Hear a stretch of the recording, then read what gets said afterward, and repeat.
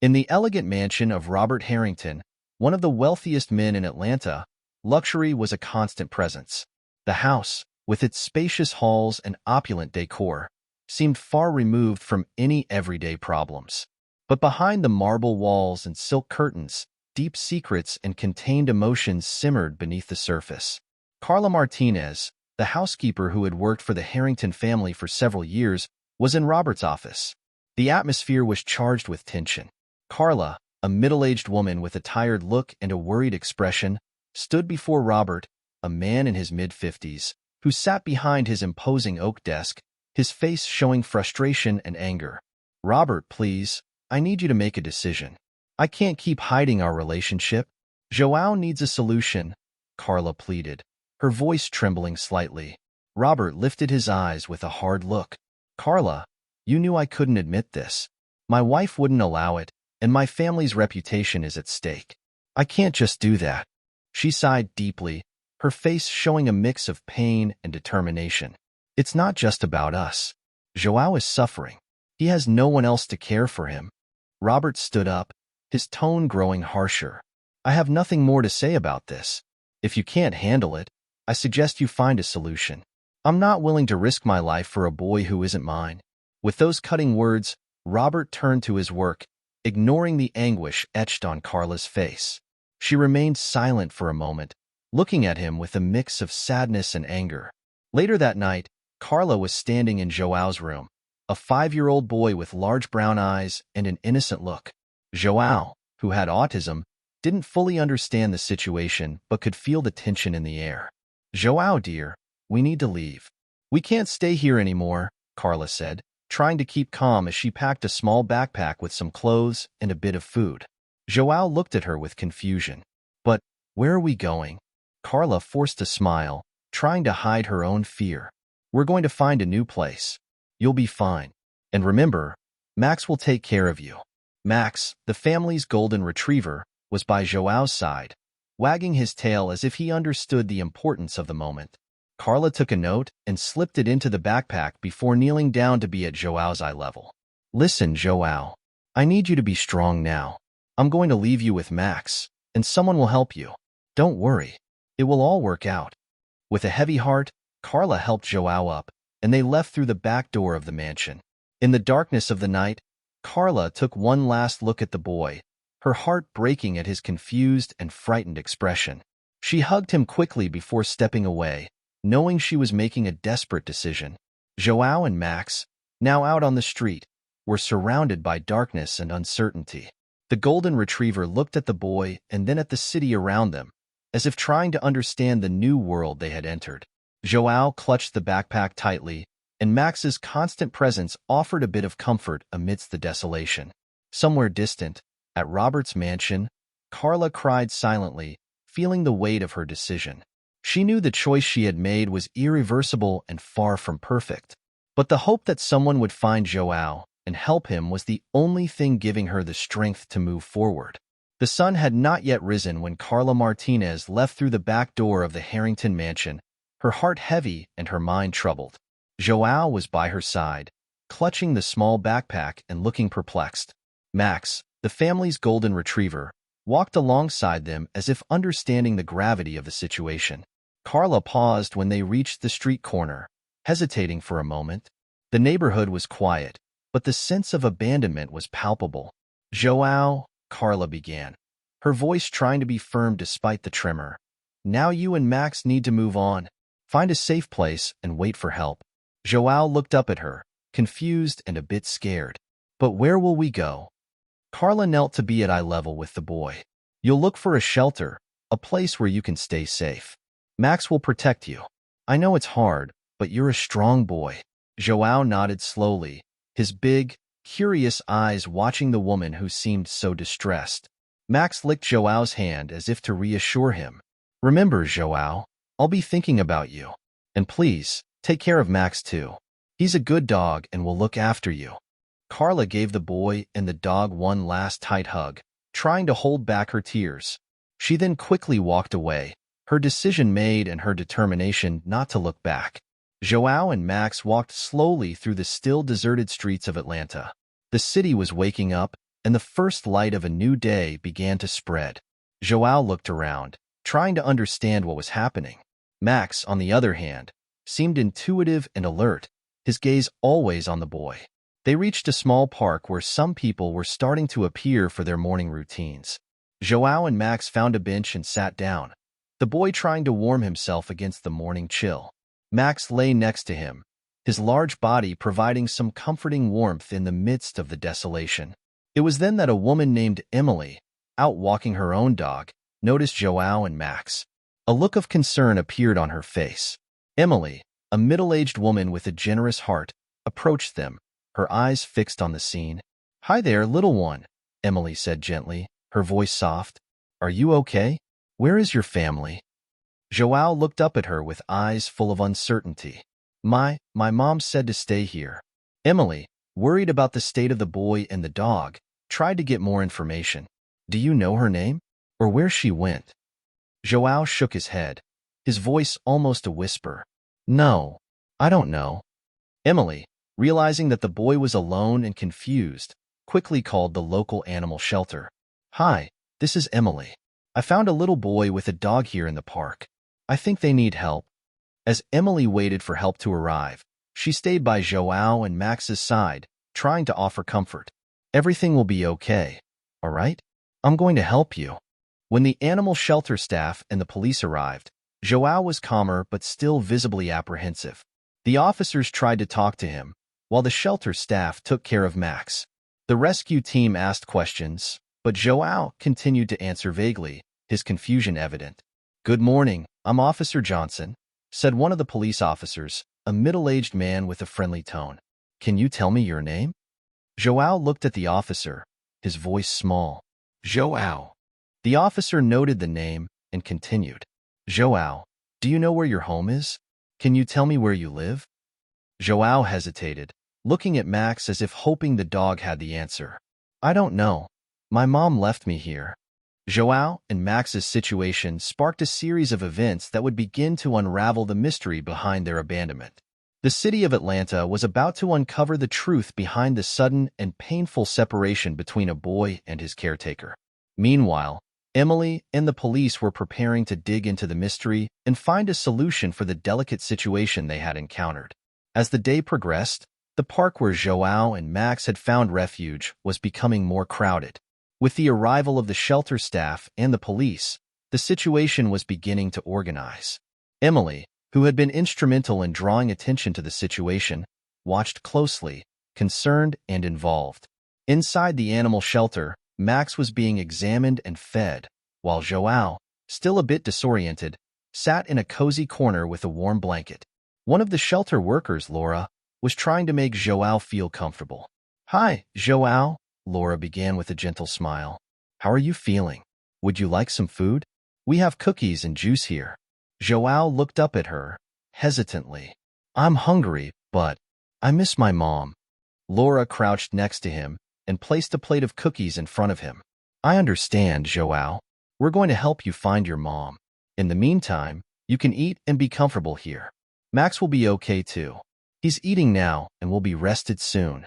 Max was lying on a dog bed, devouring his food with gusto. The dog lifted his head when he heard João's voice and wagged his tail as if understanding that things were getting better. The atmosphere at the shelter was calm, but the arrival of a police detective named Detective Richards brought a new wave of activity. He entered the room and approached Laura and João with a determined and professional look. "Hello, João," said Detective Richards with a soft, reassuring voice. "I'm Detective Richards. We need to understand more about what happened so we can help you in the best way. Can you tell me a little more about how you got here?" João looked at the detective, fear still evident in his eyes. "My mom, she left me on the street, said to wait, and that someone would come help me." Detective Richards noted the information and tried to ask additional questions, but João seemed too shaken to provide clear details. As the investigation deepened, Carla was at home, anxious and nervous about the news. Knowing that the truth was about to be revealed, she decided to come forward to the authorities. Carla walked into the police station, visibly shaken. "I'm Carla Martinez. I know I can help with the investigation. I'm the caregiver for the boy who was found in the park. Detective Richards watched her closely. Carla, your involvement could be crucial in understanding what happened to Joao. Can you tell us your version of the events? Carla took a deep breath before beginning her story, her tone filled with guilt and desperation. I made a wrong decision. I put Joao out on the street because I was desperate. I knew he was innocent and shouldn't have been treated like that. The discovery of Joao's identity and the revelation of the truth began to unfold. The city was now aware of the situation, and the search for answers became more intense than ever. The story was about to take new turns, and the truth behind Joao's abandonment was beginning to come to light. The next morning, Joao and Max's story was in all the newspapers and local news. The revelation that the caregiver, Carla Martinez, had a significant role in the case brought a new level of attention and emotion to the situation. The city was now full of speculation and discussions about the case. At the animal shelter, Detective Richards was going over the final details of the investigation with Emily and Laura. The atmosphere was charged with tension and anticipation. Joao was in the shelter's activity room, playing with Max, while anxiously waiting for news. Carla Martinez was very candid about what happened, Detective Richards informed. She confessed to leaving Joao on the street due to a desperate and complicated decision. But we still need to understand the whole story, especially Robert Harrington's involvement. Emily, with a determined look, commented, I hope that by revealing the truth, Joao and Max will find the justice they deserve. But the main concern now is to find a safe and stable environment for Joao. Laura agreed. Yes, and we also need to ensure that Max is well taken care of. They are inseparable. Meanwhile, Carla was at the police station, facing the harsh reality of the consequences of her actions. She was sitting in an interrogation room, with Detective Richards and Officer Johnson across from her. The atmosphere was charged with a sense of inevitability. Carla, you told us that you left Joao on the street due to a personal crisis, Detective Richards began. We need to fully understand your motivation and how it connects to Robert Harrington. Carla, with a choked voice, responded, I was desperate. Robert and I had a relationship that became complicated. When he decided he didn't want to take responsibility anymore, I didn't know what to do. And in my anguish, I made the wrong decision. Officer Johnson interjected. And what about the fact that you left Joao alone? Wasn't there any alternative you could have considered? Carla, with tears in her eyes, shook her head.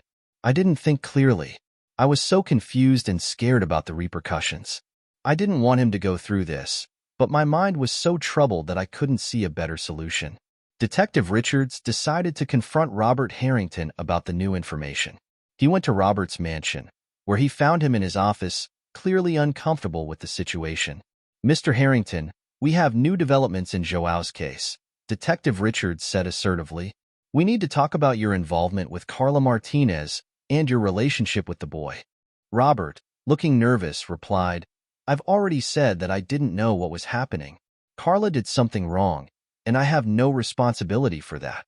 Detective Richards remained firm. We have received information that you were aware of her relationship with the boy and didn't take any action to ensure his safety. What do you have to say about that? Robert hesitated before responding, his discomfort growing. I didn't know the situation was so serious. I tried to avoid problems and distance myself from any complications.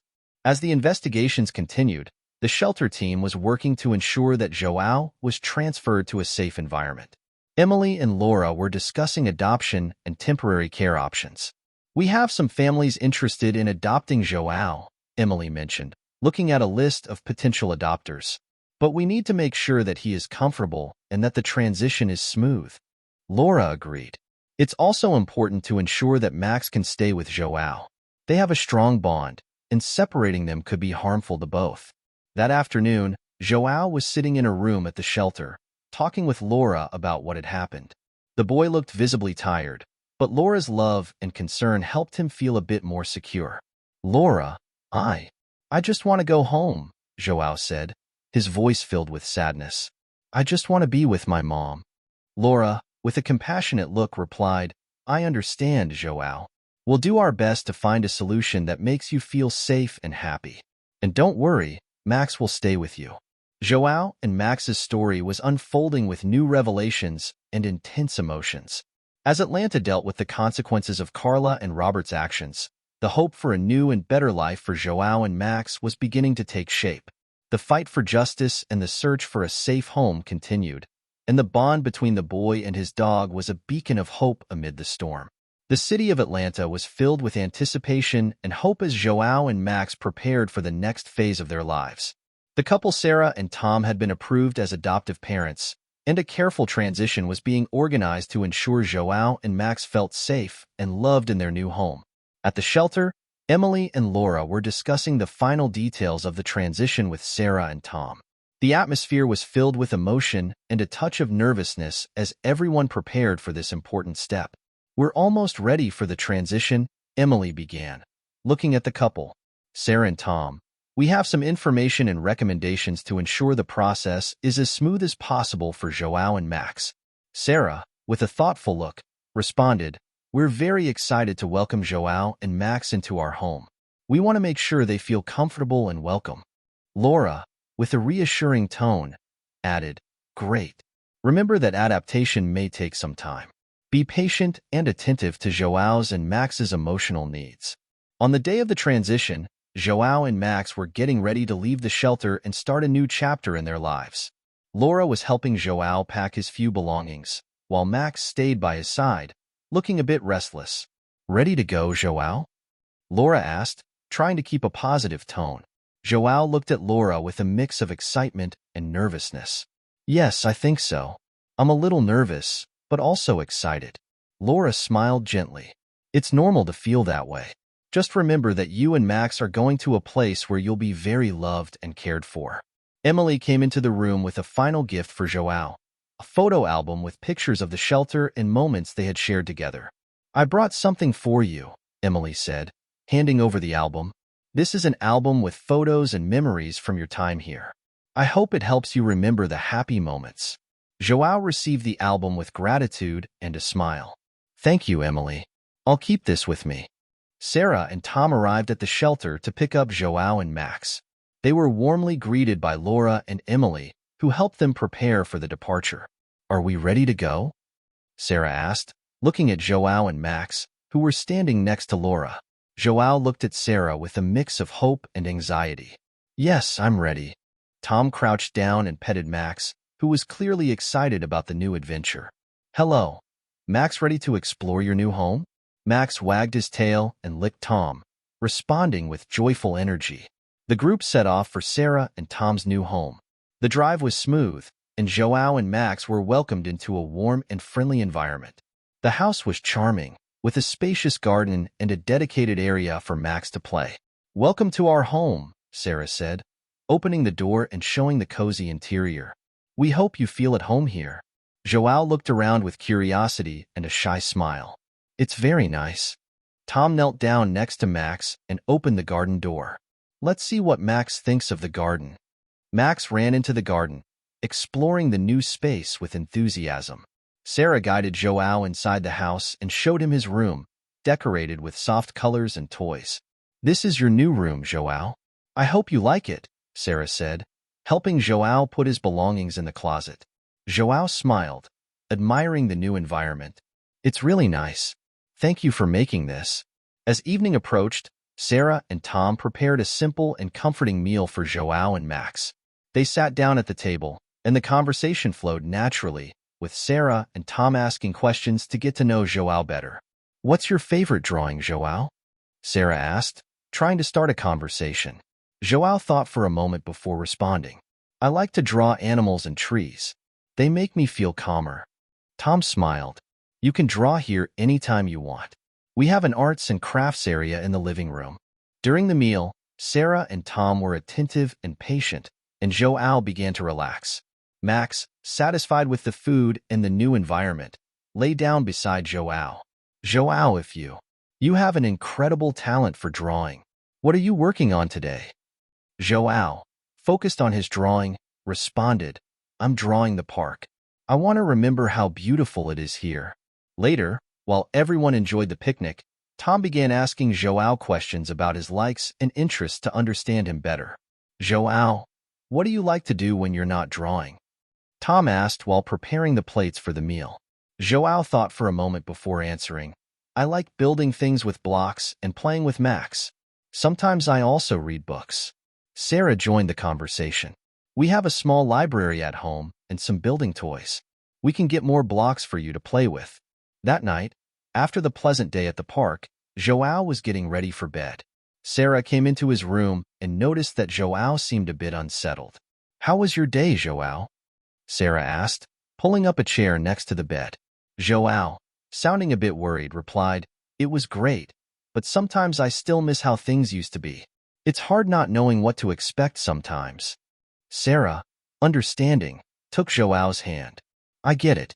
Change can be tough, but we want you to know that we're here for you. If you need anything or feel worried, you can always talk to us. Joao smiled, visibly comforted by Sarah's kindness. Thank you, Sarah. That makes me feel better. The following week, Sarah and Tom organized a small welcome party with a few close friends. They wanted Joao and Max to meet more people and feel even more integrated into the community. Sarah and Tom's friends arrived, bringing gifts and food. The house was lively with laughter and conversation. Joao and Max were warmly welcomed by everyone. One of Sarah and Tom's friends, Kate, approached Joao with a wrapped gift. Hi, Joao. I brought something special for you. I hope you like it. Joao, curious, unwrapped the gift and found a set of storybooks and an animal puzzle. Wow, thank you, Kate. I love books and puzzles. Kate smiled. I'm glad you like it. I heard you enjoy drawing and building things. As the party continued, Sarah and Tom watched Joao interact with the guests and have fun. They were pleased to see the boy adjusting and finding joy in his new home. I'm so happy with how things are going, Tom said to Sarah while they watched Joao and Max playing with the other children. Sarah agreed. Yes, me too. It's wonderful to see him starting to feel more at ease. We just need to keep supporting him and making sure he feels safe and loved. Time was passing, and Joao and Max's life with Sarah and Tom was beginning to stabilize. Despite the progress, not every day was easy. Joao still faced moments of adjustment and occasionally felt insecure or overwhelmed. But with Sarah and Tom's patience and support, he was slowly finding his place. On a rainy morning, Joao was sitting on the living room floor working on a puzzle while Max lay beside him. Sarah was in the kitchen preparing breakfast, and Tom was out doing some shopping. Sarah, with a concerned look, came into the room and approached Joao. Good morning, Joao. How's the puzzle coming along? Joao, without looking up, replied, It's almost done. But I'm a little frustrated because some pieces don't seem to fit. Sarah knelt beside him and looked at the puzzle. Sometimes it's just a matter of adjusting the pieces a bit. If you need help, I'm here. Joao gave a small smile. Thanks, Sarah. I'm trying to solve it on my own, but help is always good. Meanwhile, Tom returned home with some shopping bags. He brought new boxes of building blocks and a few books he thought Joao might like. Look what I brought, Tom announced, coming into the room with a smile. I got some new things for you, Joao. I hope you like them. Joao looked at the bags with interest. What's in there? Tom began pulling the items from the bags. Building blocks and some books about animals and adventures. I thought you might like them. Joao, excited, started exploring the new toys. This is amazing. I love blocks and books. Sarah watched with a smile. It looks like we have a day full of new activities ahead. Later that day, Joao and Max were playing in the backyard while Sarah and Tom sat on the porch discussing the need for additional support for Joao. They wanted to make sure all his needs were met. I'm thinking it might be helpful to hire a therapist to help Joao adjust better, Sarah said. He's been showing signs of stress in some situations. Tom agreed. Yes, that could be a good idea. And maybe a support group for children with special needs might be useful. We need to ensure he has all the support he needs. Sarah nodded. I'll start researching options. I want to make sure we're doing everything we can to support Joao and help him feel more comfortable. That evening, during dinner, as Joao was sitting at the table, the atmosphere was calm. Sarah and Tom were discussing the new support options they had considered. Joao, would you like to tell us how you feel about school in the new environment? Tom asked, trying to start a conversation about how Joao was dealing with the changes. João hesitated for a moment before answering. Sometimes it's hard at school. I feel different from the other kids and have trouble keeping up with some things. Sarah, with a comforting tone, replied, I understand, João, and we want to do everything we can to help you feel more at ease. We'll work together to find ways to make this easier. João looked at them, feeling relieved that he could express his feelings. Thank you. I really like being here with you. It makes me feel better. The following week, Sarah and Tom managed to arrange a consultation with a therapist specializing in support for children with special needs. The therapist, Dr. Wilson, arrived at Sarah and Tom's home for a first session with João. Hello, João.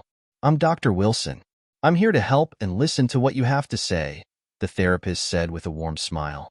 João, a bit nervous, replied, Hi. I'm not sure what to say.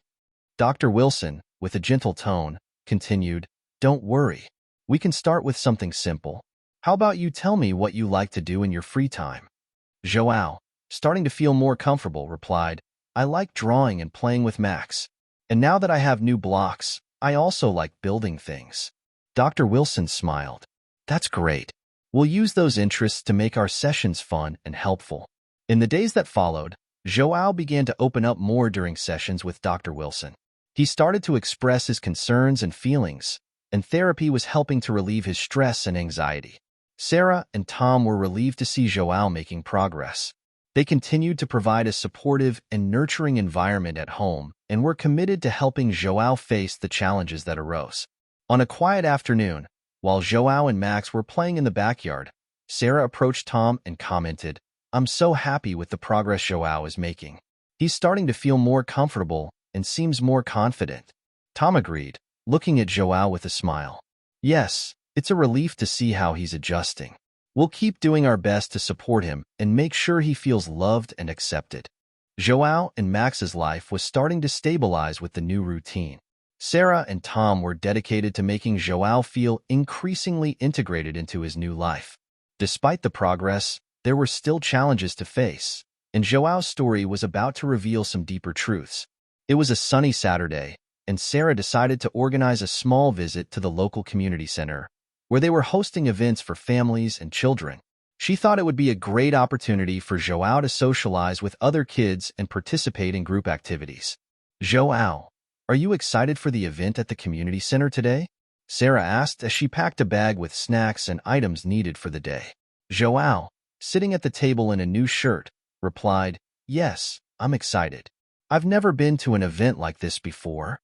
Sarah smiled as Max, who was next to her, wagged his tail eagerly. I'm excited too. There will be lots of fun activities and other kids for you to meet. At the community center, the atmosphere was lively. There were tables with craft activities, outdoor games, and a small reading area. Children were running and playing, and parents were chatting while watching. Sarah and Tom helped João get involved in the activities. They encouraged him to join a craft workshop where the kids were making colorful masks. Hi, João. That's a cool mask you're making.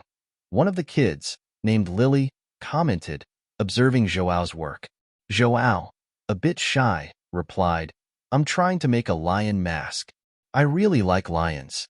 Lily smiled. I'm making a butterfly mask. Do you want to work with me? João nodded, starting to work alongside Lily.